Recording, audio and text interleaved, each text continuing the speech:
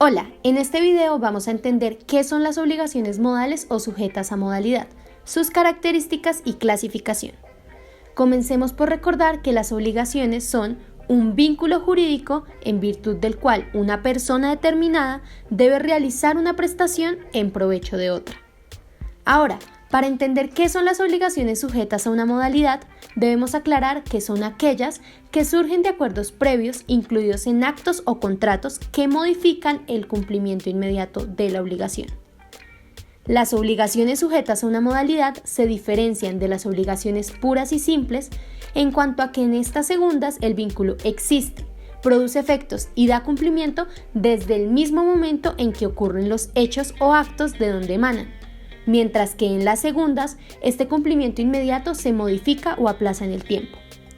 Las obligaciones sujetas a una modalidad se clasifican en tres clases. Las primeras son las de plazo. Estas son las que están sometidas a un término, es decir, a un hecho cierto y futuro del cual depende la ejecución o extinción de la obligación. El plazo a su vez tiene dos clases. El primero es el plazo suspensivo, que es el acontecimiento futuro y cierto del que depende la ejecución de la obligación. Como es el caso de si Antonia compra un mueble en un almacén de cadena y allí le dicen que le harán entrega del mueble el día 5 del mes que viene. Ese día sin duda va a llegar.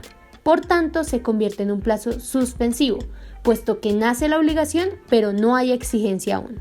Por su parte, el plazo extintivo es la fecha o acontecimiento que extingue o pone fin a la obligación, del cual un claro ejemplo sería si a María, la Universidad Jorge Tadeo Lozano, le otorga una beca estudiantil que cubre sus gastos por los siguientes 6 meses. El plazo son esos 6 meses, después de los cuales se extingue o se pierden los derechos. El segundo tipo de obligaciones sujetas a modalidad son las de condición. Estas obligaciones son aquellas cuya existencia o extinción están sometidas a un hecho futuro e incierto. La condición se diferencia del plazo por la incertidumbre que se tiene en la ocurrencia del hecho principalmente. Existen muchas clasificaciones de condición: suspensivas, resolutorias, expresas, tácitas, lícitas e ilícitas, posibles e imposibles, positivas y negativas, entre otras. Un ejemplo de obligación de condición suspensiva, es decir, aquellas que afectan el nacimiento de la obligación, podría ser cuando un padre le dice a su hija: si te gradúas este año, te regalaré un automóvil. O un amigo le dice a otro: si te dan la visa, yo te doy el dinero del viaje. Pues en ambos casos, la obligación no nace sino hasta el momento en que se cumple la condición. Mientras que un ejemplo de condición resolutoria, es decir, aquellas en las que la condición afecta la extinción de la obligación, podría ser si el suegro le dice a su yerno que si se separa o se llega a divorciar de su hija, dejará de ser dueño de la empresa familiar, ya que cuando se cumple la condición se pierden los derechos y se termina la obligación. El tercer tipo son las obligaciones modales.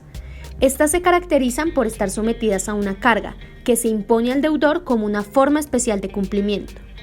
La carga puede consistir en dar, hacer o no hacer algo en favor de un tercero o cualquiera de las partes del contrato. El incumplimiento de esta carga o modo, en cuanto afecta la observancia del deber por parte del obligado, puede traducirse como el incumplimiento mismo de la obligación.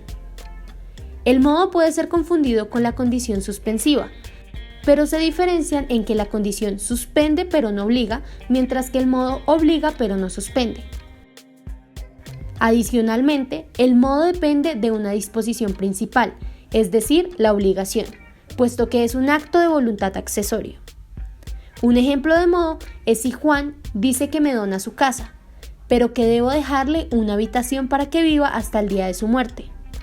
O un testador que le dice a su beneficiario que le va a dejar 200 millones de pesos con el único fin de que construya una casa para vivir. Es decir, se crea una obligación que tiene una carga que la condiciona.